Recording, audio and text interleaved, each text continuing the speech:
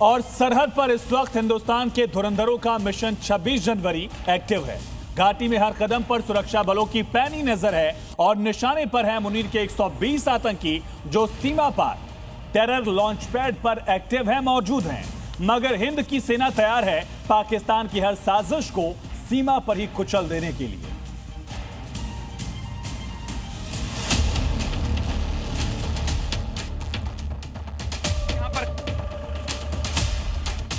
Munir gang का घुसपैठ plan border पर नाकाम,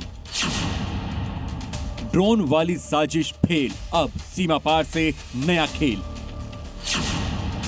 दिन हो या फिर रात, हिंद की सेना 24 घंटे मुस्तैद है मुनीर आर्मी के हर उस नापाक प्लान को मिट्टी में मिलाने के लिए जिसका मकसद हिंदुस्तान में दहशत फैलाना है।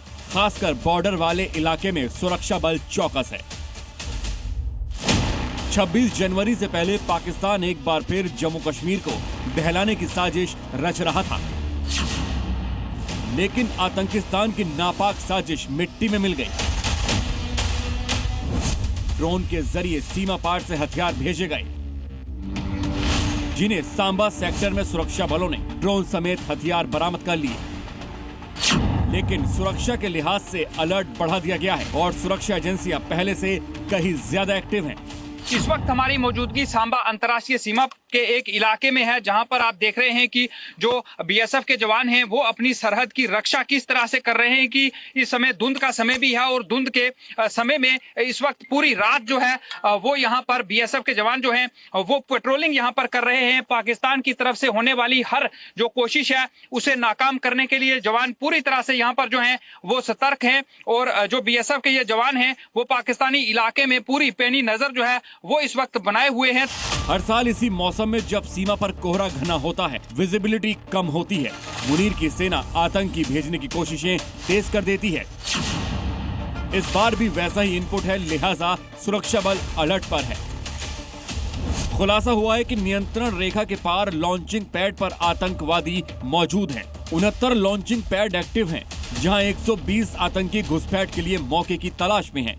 इन लॉन्चिंग पैड को पाकिस्तान रेंजर्स सेना सुरक्षा दे रही है, लेकिन बॉर्डर पर बीएसएफ के जवान स्पेशल गाड़ी में पूरे इलाके की निगाहबानी कर रहे हैं।